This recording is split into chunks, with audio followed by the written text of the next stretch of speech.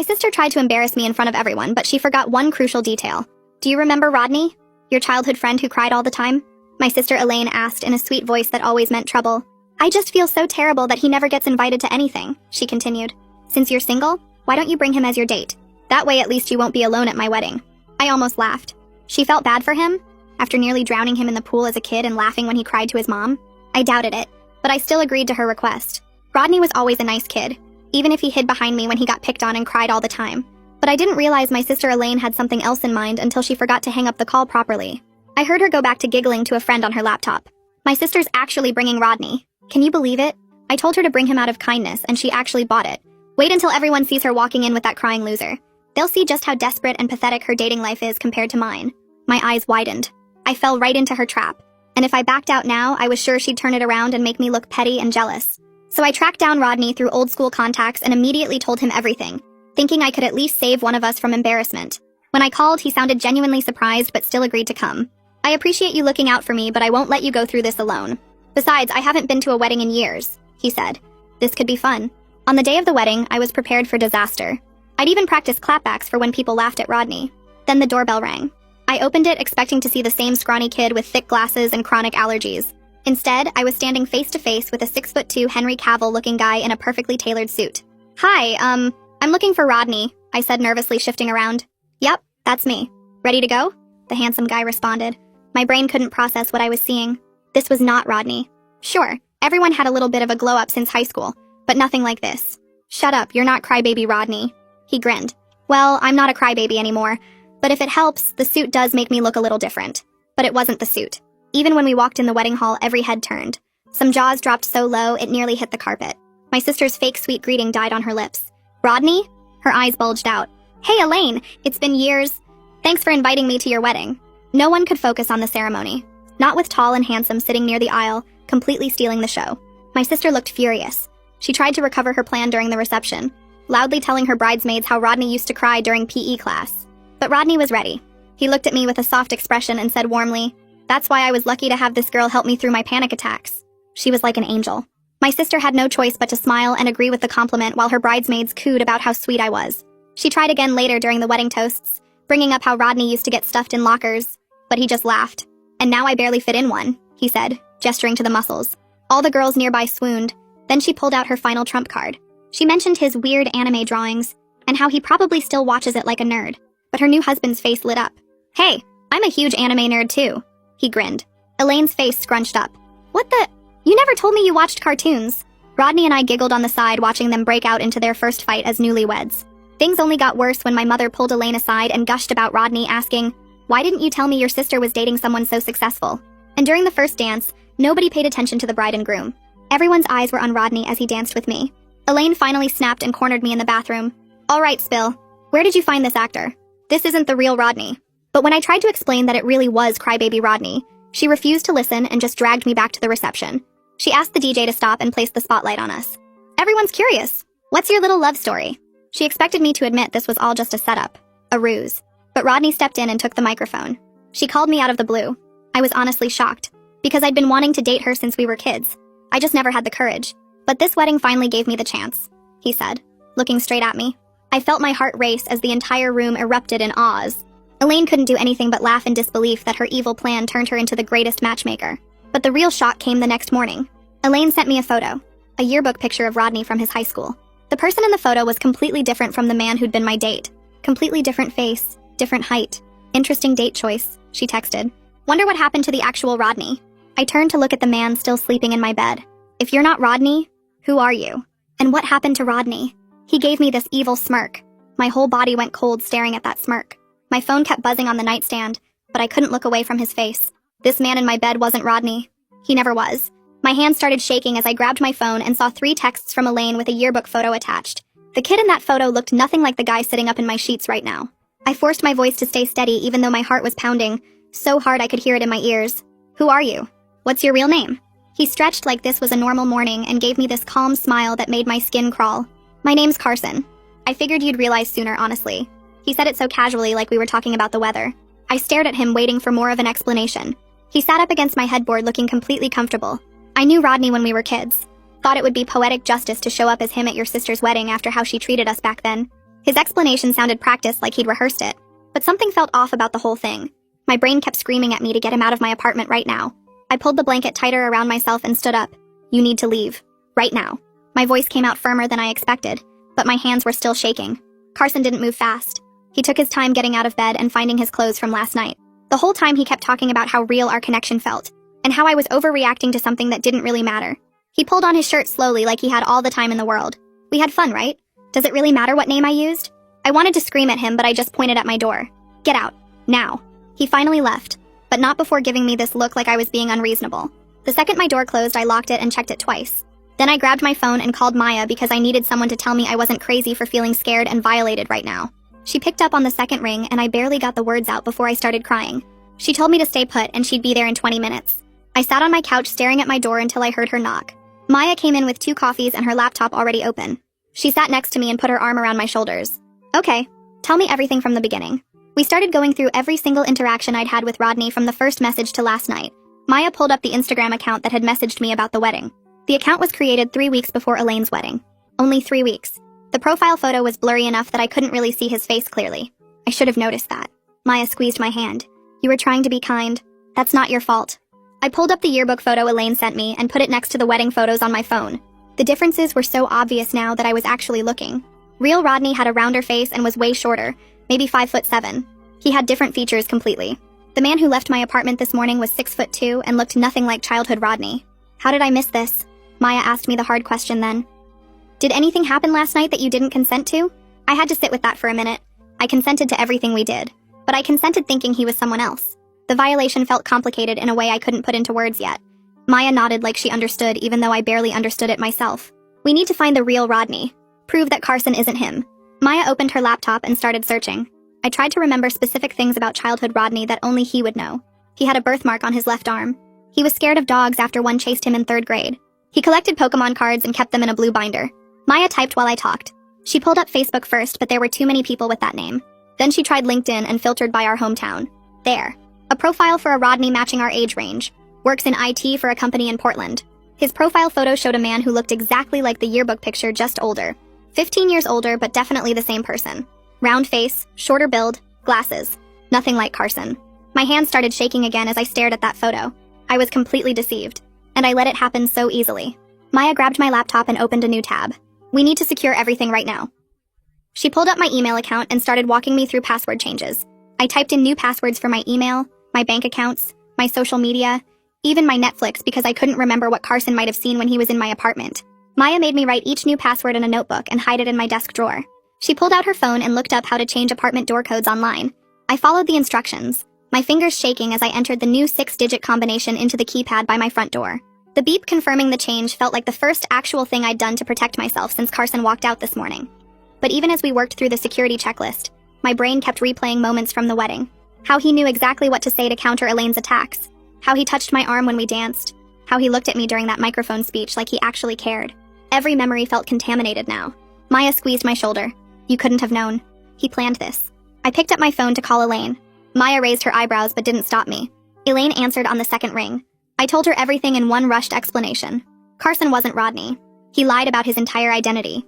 He manipulated both of us. The silence on the other end lasted maybe 5 seconds before Elaine's voice came back sharp and defensive. Okay, so you brought some random guy to my wedding and now you're trying to make it my fault? I felt my jaw clench. You set me up to be humiliated. You wanted everyone to laugh at me for bringing the crybaby kid. That's what created the opening for Carson to step in and pretend to be him. Elaine scoffed. I didn't tell him to lie about who he was. That's on you for not recognizing your own childhood friend. Maybe if you'd actually kept in touch with people instead of being so isolated, you would have known what Rodney really looked like. Her words hit exactly where she intended. You literally sent me the yearbook photo proving he's not Rodney. You know I was deceived. And you're still trying to make this about my judgment instead of taking any responsibility for setting up a cruel trap at your own wedding. Elaine's voice got louder. I was just having fun. Everyone plays little jokes at weddings. You're the one who slept with a complete stranger and now you want to blame me because you feel stupid. I hung up. My hands were shaking so hard I almost dropped the phone. Maya took it from me and set it on the coffee table. She's not going to help. I know, but I needed to hear her say it out loud. Maya nodded and pulled her laptop closer. She started typing something while I sat there feeling the anger burn hotter than the fear for a minute. Carson had to know about Elaine's plan somehow. He knew exactly what she was trying to do, which means he was either watching our family dynamics online, or he had some previous connection to us that let him know about the wedding trap. The thought made my skin crawl. This wasn't some random opportunity he stumbled into. He planned this. He researched us. He knew Elaine wanted to humiliate me, and he used that knowledge to slide into Rodney's identity at the perfect moment. Maya looked up from her screen. This is way more calculated than just some guy pretending to be someone else for fun. This is someone with a grudge or an obsession who saw his chance and took it. I spent the rest of the day checking my door lock every 20 minutes. Every notification on my phone made me jump. Every footstep in the hallway outside my apartment made me freeze and listen until it passed. Maya stayed through the afternoon even though I knew she had work stuff to do. We ordered Chinese food because I couldn't imagine going to a restaurant where Carson might show up. The delivery guy knocked and I made Maya answer the door while I watched from the kitchen. I felt ridiculous and violated and angry all at the same time. We ate on my couch with the TV on, but I couldn't focus on anything playing. Maya kept up a steady stream of conversation about normal things. Her job, her annoying coworker, some show she was watching. I was grateful she wasn't making me talk about Carson every second even though he was all I could think about. When Maya finally left around 8, I locked the door behind her and checked it 3 times. I tried to watch TV but gave up after 30 minutes of staring at the screen without processing anything. I got ready for bed early, thinking maybe I could sleep off the worst of the anxiety. I laid in bed staring at the ceiling. Every small sound in my apartment building felt threatening. The neighbor's door closing, someone walking up the stairs, the building settling, the heater clicking on. My mind kept spinning through worst-case scenarios. What if Carson kept a key to my apartment somehow? What if he copied information from my laptop while I was asleep? What if he took photos of me that I don't know about? What if he shows up at my work? I checked my phone. 11:30. I tried closing my eyes, but my brain wouldn't shut off. At 1:15, I got up and checked the door lock again. At 2:30, I checked all my windows. At 3 in the morning, I finally gave up and texted Maya. I know you're probably asleep, but I can't stop thinking about what he might do next. She texted back within 2 minutes. I'm awake. Do you want me to come back over? I told her no, but thank you, and that just knowing she was awake helped. We texted back and forth for another hour about nothing important until I finally felt calm enough to try sleeping again. I dozed off around 4:30 and woke up at 7 feeling worse than if I hadn't slept at all. But lying in bed feeling anxious wasn't helping anything. I got up and made coffee. I needed to approach this like a problem I could solve instead of just a thing that happened to me. I opened my laptop and created a new document. I titled it Carson Timeline and started writing down everything I knew. When he first messaged me, what the account name was, every conversation we had leading up to the wedding, everything he said at the wedding itself, every interaction after. I went through my phone and took screenshots of all our text messages. I wrote down everything he told me about his supposed life, his job that he was vague about, his apartment that he never invited me to, the gym he claimed to go to but never specified which one. Every detail I'd dismissed as normal now looked like a red flag I should have caught. Maya came back over mid-morning with more coffee and bagels. She sat next to me and looked at my timeline document. This is good. This is really good. We need to find out where he actually lives and works. She opened my phone settings and started going through location history. I watched her scroll through weeks of data. Look at this. Every time you two met up, it was either here at your place or at public spots like coffee shops or restaurants. He never once invited you to his apartment. I pulled the laptop closer and added that to my notes. I tried to remember specific conversations from the wedding and after. Every time I'd asked Carson detailed questions about his life, he'd deflected. When I mentioned maybe visiting his place sometime, he'd changed the subject to how much he loved being at my apartment because it felt cozy. When I asked about meeting his friends, he'd said something about them all being busy with work. Every deflection had seemed smooth and natural at the time. Now they looked like obvious evasion tactics. Maya pulled up our text message history, and we read through everything chronologically. He always messaged first. He texted at weird hours like 2 in the morning or 6 in the morning like he was checking when I was online. The pattern felt creepy now in a way I'd dismissed as him being really interested when I thought he was Rodney reconnecting with an old friend. Maya pointed at the screen. He was monitoring your activity, seeing when you were awake and active so he could time his messages to seem natural. I added all of it to my timeline. Then I opened LinkedIn and searched for the real Rodney. His profile came up again with that photo that looked exactly like the yearbook picture, just older. I clicked the message button and started typing. Hi, Rodney. This is going to sound strange, but someone impersonated you at my sister's wedding last month. I'm trying to verify some information and wanted to confirm that you weren't at a wedding in our hometown recently. I kept it short and factual. I didn't want to sound crazy or accusatory. I just needed confirmation that Carson definitely wasn't somehow the real Rodney with a different past than I remembered. I hit send and closed the laptop. Maya looked at me. Now what? Now we wait and see if he responds. And I figure out what to do next if he confirms that he wasn't there. Maya closed her laptop and looked at me with that serious expression she gets when she's about to say something I won't want to hear. She suggested I think about hiring a private investigator to find out who Carson really is and whether I'm actually in danger. The idea made my stomach hurt because I'm already barely making rent, and my savings account is basically empty. But the thought of not knowing who this person is or what he wants felt way more dangerous than being broke for a few months. Maya must have seen the panic on my face because she immediately pulled out her phone and started searching for investigators in our area. I watched her scroll through websites while my brain kept circling back to the fact that I slept with someone whose real name I don't even know. After about 20 minutes, Maya found a website for someone named Tanner Barron, who focused on digital investigations and identity verification. His rates were listed right on the site and they were steep. Like really steep. But not completely impossible if I cut back on everything else for a while. Maya looked at the consultation fee and offered to split it with me as a loan, which made me want to cry because I hate borrowing money, but I also couldn't do this alone. I nodded and she immediately called to set up an appointment for that evening. While we waited for Tanner's office to call back with a time, my phone buzzed with a text from Carson. My whole body went cold when I saw his name on the screen. Maya grabbed my phone before I could and read the message out loud. Carson was asking if I was okay and saying he wanted to talk through what happened, using the same warm and caring tone he'd used throughout the entire wedding and after. He wrote like we'd had some minor fight about where to eat dinner, not like he'd lied about his entire identity and tricked me into sleeping with him. I felt my skin crawl reading his words because he was acting like I was overreacting to something small instead of being completely violated by his deception. Maya handed my phone back and told me not to respond under any circumstances. She pointed out that Carson was testing me to see if I'd engage with him, probably trying to figure out whether I was angry enough to actually take action, or if he could smooth everything over with his charm like he probably had with other people before. Her outside perspective helped me see the manipulation tactics that I definitely would have fallen for if I was processing this alone, because part of me wanted to believe his warm tone meant he wasn't actually dangerous. Tanner's office called back and gave us an appointment time for 7 that evening. I spent the rest of the afternoon organizing all my documentation into a clear timeline with screenshots and notes about every inconsistency I could remember. Maya helped me print everything out and put it in a folder so I'd look prepared and serious instead of like some dramatic person making up stories. At 6:30, we drove to Tanner's office in a building downtown that looked professional and legitimate, which made me feel slightly better about spending money I didn't have. Tanner met us in the lobby and brought us back to his office, which had filing cabinets and computer equipment and framed certificates on the walls. He was probably in his 40s with gray hair and glasses, and he treated the whole situation like a serious case instead of making me feel stupid for being deceived. That alone was worth something after Elaine's reaction that morning. I showed him my timeline and all the information I had about Carson, including the wedding photos and the phone number he'd used to contact me. Tanner looked through everything carefully and asked specific questions about Carson's behavior and what he'd said about his life.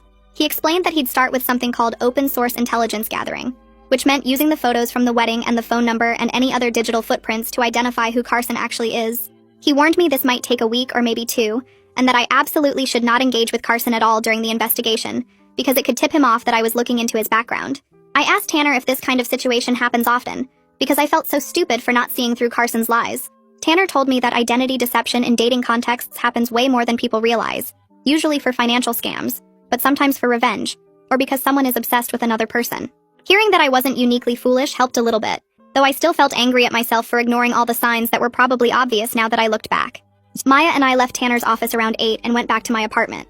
Over the next few days, Carson kept sending occasional texts that switched between friendly check-ins, asking how my day was, and slightly wounded messages about me ghosting him after we'd had such a great connection.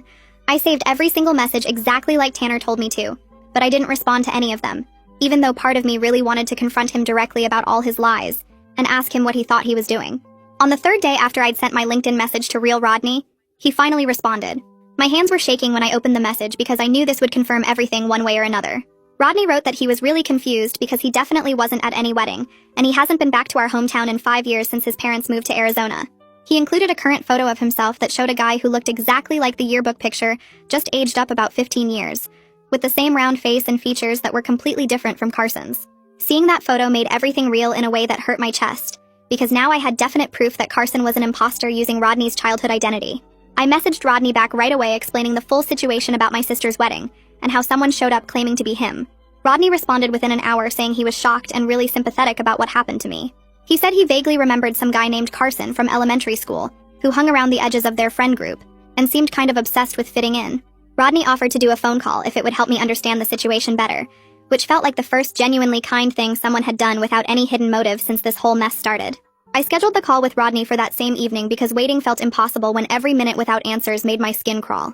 When my phone rang at 7, I answered on the first ring and heard his voice, which sounded nothing like Carson's deeper tone. Rodney started by saying he'd been thinking about Carson all afternoon and remembered more details now that his memory was jogging. He told me Carson was this kid who hung around their friend group in elementary school, but never quite fit in, always trying too hard to be funny or cool in ways that felt forced. Rodney said Carson got weirdly fixated on people, like he'd pick someone and try to copy everything they did or said, almost like he was studying them. He moved away in middle school, so he lost touch with everyone from back then, but he remembered Carson had this strange habit of blaming other kids when social stuff went wrong for him. Like if Carson didn't get invited to a birthday party, He'd convince himself it was because Rodney or someone else had talked badly about him, even when that wasn't true at all. Rodney's voice got quieter when he said Carson seemed to think Rodney was somehow responsible for Carson not being popular, which made no sense because Rodney was getting bullied himself back then. Then Rodney brought up something that made my stomach drop even further. He said Elaine and her friends were cruel to lots of kids. Not just him, and Carson was definitely one of their targets too. Rodney remembered Carson trying to get revenge once by spreading rumors about Elaine and her clique, but it backfired completely and made things way worse for him. The other kids started avoiding Carson even more after that, and Elaine's group made his life miserable for the rest of that school year. Rodney paused and then said something that made everything click into place. He told me it seemed like Carson had been nursing these grudges for over 15 years, just waiting for the right moment to act on them. The wedding must have looked like the perfect opportunity to get back at Elaine, while also inserting himself into a situation where he could feel important and desired. I thanked Rodney for being so honest and helpful when he didn't have to be. Then I asked if he'd be willing to provide a written statement confirming he wasn't at the wedding, in case I needed it for legal stuff. Rodney agreed right away but asked me to please keep him out of any public drama, because he had his own life now and didn't want to get dragged into whatever mess Carson had created. I completely understood that request since Rodney was just an innocent person, whose identity got stolen for someone else's twisted scheme. After we hung up, I sat there feeling like puzzle pieces were finally coming together, even though the picture they formed was really disturbing. 2 days passed where I barely slept, jumping at every sound and checking my locks obsessively. Then Tanner called with his first report, and I grabbed my phone so fast I almost dropped it. He told me he'd traced the phone number Carson used back to a prepaid account bought with cash, so there was no direct name attached to it. But the metadata from the wedding photos I'd sent him told a different story. Those photos were taken with a device registered to someone named C. Ayers, and Tanner was running that name through every database he had access to right now. He said he'd have a full profile for me within a few days, and hearing the certainty in his voice made everything feel more real. I felt this weird mix of validation and dread spreading through my chest. Validation because Tanner was finding actual concrete information that proved I wasn't overreacting or imagining things. But dread because it meant this whole situation was real and serious, not just some misunderstanding I could laugh off later. Maya came over that evening without me even asking, showing up at my door with cleaning supplies and garbage bags. We spent 3 hours going through my entire apartment, removing anything Carson might have touched. Every cup he drank from went in the trash. The towel he used got thrown out. We stripped my bed and washed everything twice, and Maya helped me wipe down every surface in my bedroom. It felt both practical and symbolic, like we were erasing his presence from my space even though I knew the violation went deeper than physical objects. While we worked, my phone buzzed with a new text from Carson. This one was longer than his previous messages, saying he missed me and really wanted to take me to dinner to clear the air. Then he named a specific restaurant, this little Italian place I'd mentioned liking once in passing during the wedding reception. The fact that he remembered that detail while lying about literally everything else made me feel surveilled in a way I couldn't quite explain. It was like he'd been collecting information about me, filing away my preferences and habits, all while pretending to be someone he wasn't. Maya read the message over my shoulder and said it was creepy as hell that he was tracking what I liked while maintaining this massive deception. I saved the text like Tanner told me to, but didn't respond, even though my hands were shaking. 2 days later, Tanner sent his full report on Carson Ayers, and opening that email felt like standing at the edge of a cliff. The report was worse than anything I'd imagined in my worst spiraling thoughts at 3 in the morning. Carson had a criminal record that included a misdemeanor fraud conviction from 3 years ago. But what really made my blood run cold was the restraining order filed against him by an ex in another county just 18 months ago. I read through the case summary 3 times, and each time it felt more like reading about my own experience. The woman described Carson lying about his identity when they first met. She talked about his love-bombing behavior, showering her with attention and affection. She explained how he refused to accept when she ended things, continuing to contact her through different numbers and accounts. And she detailed his veiled threats about ruining her reputation if she didn't give him another chance. Every single thing she described matched what was happening to me right now. Reading her words made me feel physically sick, because I realized I wasn't his first victim. I was just the latest person in what was clearly a pattern of predatory behavior, and unless someone actually stopped him, I probably wouldn't be his last victim either.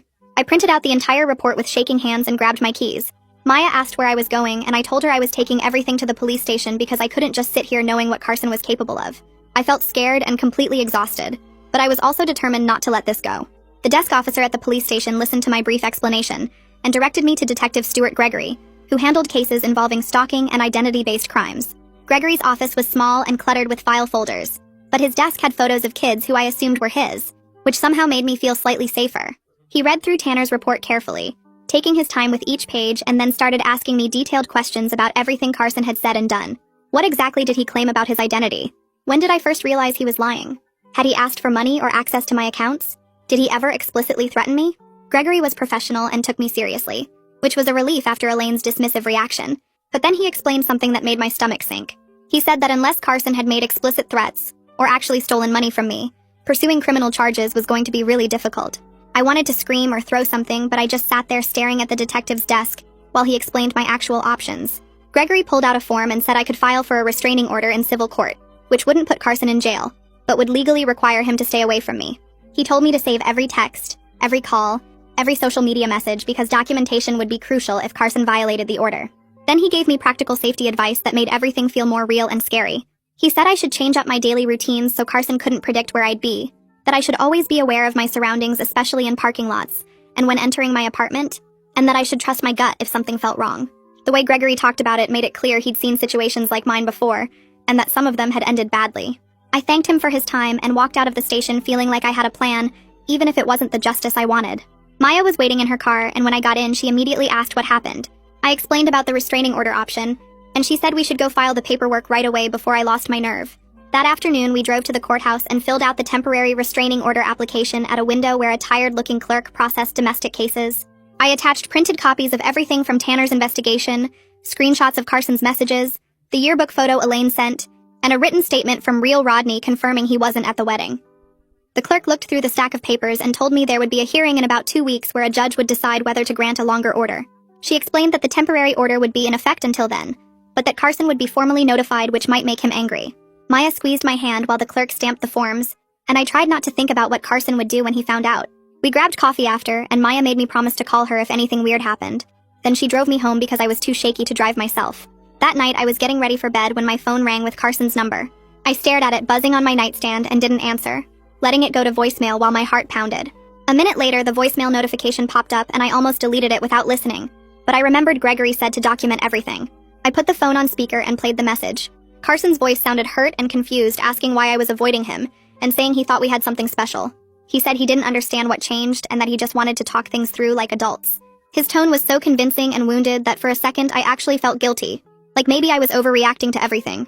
Then I remembered the yearbook photo showing a completely different person, the criminal record Tanner found, the restraining order from his ex describing the exact same behavior, and I felt sick that I almost fell for his act again. I saved the voicemail and forwarded it to Detective Gregory's email address like he told me to do. The next morning, Gregory replied confirming that Carson's pattern of ignoring my silence and continuing to contact me would support the restraining order application. He said that each message Carson sent was actually helping my case even though it felt invasive and scary. Knowing that Carson was basically building evidence against himself with every text made me feel slightly less powerless, though I still jumped every time my phone buzzed with a new notification. I was trying to focus on work emails when Elaine called 2 days later. I almost didn't answer, but I knew she'd just keep calling, so I picked up. She asked if I was over my drama yet in this breezy tone like I'd been upset about nothing, then said Mom was asking questions about why I wasn't coming to family dinners. Something inside me snapped hearing her act like this was all some minor inconvenience I was causing. I told her clearly that she set me up to be humiliated at her wedding, that her cruel plan created the exact opening Carson needed to deceive me, and that I wasn't going to pretend everything was fine anymore, just to make family gatherings comfortable for her. Elaine immediately got defensive, saying she had no idea Carson would pretend to be Rodney, and that I couldn't blame her for his choices. I felt my jaw clench because technically she was right that she didn't know about Carson specifically, but she completely missed the point that her cruelty enabled the whole situation. I told her I needed space from her, and that I wasn't going to discuss it further right now. She started to say something about me being dramatic, but I hung up before she could guilt-trip me into backing down like I always did. My hands were shaking after I ended the call because I'd never stood up to Elaine like that before. Maya came over that evening, and I told her about the conversation while we ate takeout on my couch. She pointed out that I'd never set real boundaries with Elaine in my entire life, and that what I did was actually progress, even though it felt uncomfortable and scary. We talked about how my lifelong pattern of keeping peace in my family had made me vulnerable to Carson's manipulation, because I was so used to ignoring red flags to maintain relationships. Maya said that learning to recognize when someone was treating me badly, and actually doing something about it was a skill I'd been prevented from developing. Over the next week, Carson's messages shifted in tone from confused and hurt to slightly more aggressive. He sent texts asking why I was playing games with him and saying he deserved an explanation for my behavior. I didn't respond to any of them, but I saved every single one, and the tone change confirmed exactly what Detective Gregory had warned me about. Men like Carson escalated when they lost control over a situation, and Carson was clearly getting frustrated that his usual tactics weren't working. Each message felt a little more demanding and a little less friendly. Then Tanner called with new information he'd found by tracing utility records to Carson's current address. He said Carson was on probation for the previous fraud conviction, which meant any new criminal behavior could result in actual jail time. I felt a surge of hope hearing that because it seemed like real leverage. But when I mentioned it to Detective Gregory, he cautioned me not to confront Carson directly with the information. He said that could be seen as threatening and might hurt my restraining order case. The day before the hearing, Carson sent a message that made my blood go cold. He said he knew I'd been investigating him, and that I should be careful about making accusations I couldn't prove. The threat was clear even though he didn't say anything explicitly violent. I screenshot the message immediately with shaking hands, and forwarded it to both Detective Gregory and the lawyer Tanner had recommended for a consultation. The lawyer replied within an hour saying this message significantly strengthened my case, and that I should bring printed copies to the hearing tomorrow. I barely slept that night knowing I'd have to face Carson in court the next day. Morning. I walked into the courthouse with printed copies of every message Carson had sent, my hands shaking as I went through security. The hearing lasted 40 minutes, and the judge granted the restraining order without much debate after reviewing all the evidence Tanner had gathered. Walking out of that courthouse felt like the first real step toward safety, but I knew a legal document wouldn't magically fix the damage Carson had caused or make me trust people again overnight. Maya recommended I talk to someone who specialized in this kind of situation, so 2 weeks after the hearing I started seeing Jacinta Liu, a therapist whose website mentioned trauma and boundary work. The first session felt awkward because I kept downplaying what happened, calling it a misunderstanding or saying it wasn't that bad compared to what other people go through. Jacinta stopped me halfway through and asked why I was minimizing something that clearly violated my safety and trust. I didn't have a good answer. Over the next several sessions, she helped me see the pattern between how Elaine had treated me my whole life and why I didn't recognize Carson's red flags. I'd spent so many years making excuses for Elaine's cruelty to keep family peace that my instinct was to ignore warning signs and prioritize other people's comfort over my own safety. Jacinta said this wasn't a character flaw. It was a learned behavior from growing up in a family where speaking up about mistreatment got me labeled as sensitive or dramatic.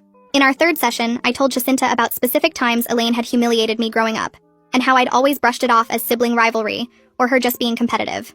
She asked what I would think if a friend described their sister treating them that way, and I realized immediately that I'd tell them it was cruel and unacceptable. Somehow I'd never applied that same standard to my own experiences. Jacinta gave me practical tools for recognizing manipulation tactics, like noticing when someone makes you feel responsible for their emotions, or when they rewrite history to make you doubt your memory. She also taught me how to set boundaries without feeling guilty, which felt like learning a language I should have known my whole life. The work was uncomfortable because it meant acknowledging how much I'd tolerated and how that made me vulnerable to someone like Carson. The financial cost of everything hit hard around week 5. Between Tanner's investigator fees, the legal consultation, new locks, and a security camera for my apartment and ongoing therapy sessions, I'd burned through most of my savings. I picked up every extra shift my manager offered and started doing side gigs on weekends just to cover the basics. Maya noticed I looked exhausted and offered to loan me money, but I turned her down even though I appreciated it. I needed to prove to myself that I could handle this independently without depending on someone to rescue me. The stress of working 60-hour weeks while processing trauma made me feel like I was running on empty, but giving up wasn't an option. I meal prepped cheap food on Sundays, canceled my streaming subscriptions, and stopped buying coffee out. Every dollar mattered when I was rebuilding my sense of security from scratch. Around week 7, some people from the wedding started reaching out asking what really happened with Carson. I'd stayed off social media mostly, but apparently Carson had been posting vague things about crazy exes and how some people can't handle genuine connection. A bridesmaid I barely knew sent a long message asking for my side of the story because she'd heard conflicting accounts. I realized Carson was running his own counter-narrative to make me look unstable or vindictive. I wrote back a brief, factual explanation to the people I actually trusted, saying Carson had lied about his identity and that I'd gotten a restraining order after discovering his criminal history. I didn't go into detail about the manipulation or the violation I felt, just stuck to facts that could be verified. With everyone else, I let it go. Some people would believe Carson's version no matter what I said, and trying to control the narrative with acquaintances I'd never see again wasn't worth my energy. It stung knowing people thought I was the problem, but Jacinta reminded me that people who matter would trust me, and people who didn't know me well enough to give me the benefit of doubt weren't worth worrying about. 3 months after the restraining order, Detective Gregory called with news that shifted everything. Carson had violated his probation by contacting one of his previous victims through a fake social media account, and the woman had immediately reported it to police with screenshots. His probation officer filed a violation report, and the judge revoked his probation, resulting in a 4-month jail sentence. Gregory explained this removed the immediate threat to me and created a documented pattern that would follow Carson if he tried anything similar in the future. Knowing Carson was actually facing consequences felt surreal after months of feeling like the system couldn't really protect me. Gregory said the jail time wasn't long, but it sent a clear message that Carson's behavior had real repercussions, and the violation on his record would make any future restraining orders easier to enforce. I thanked Gregory for keeping me updated and for taking the situation seriously from the beginning, when I'd felt like I was overreacting to everything. 6 months after the wedding, I took stock of where things stood. My apartment had a new security system with cameras covering the entrance, and a smart lock I could monitor from my phone. The restraining order remained active with no violations since Carson's jail time, and I'd learned to stop jumping every time I got a notification. Therapy with Jacinta was teaching me to trust my instincts instead of overriding them to keep other people comfortable, though I still caught myself minimizing things sometimes. My relationship with Elaine stayed distant, with clear boundaries I'd set about not attending family events where she played victim about our estrangement. Mom kept trying to smooth things over, but I'd stopped explaining myself and just repeated that I needed space. I still had moments of anxiety about dating and whether I'd ever trust someone enough to be vulnerable again. Sometimes I'd see a tall guy with dark hair and my heart would race before I realized it wasn't Carson. The situation didn't resolve perfectly with Carson fully punished, or my family magically understanding what I went through. But I'd built real safety measures and I was doing the ongoing work to heal, which felt like the most honest outcome I could ask for. I wasn't ignoring red flags anymore or sacrificing my safety to keep peace, and that shift alone made everything worth it.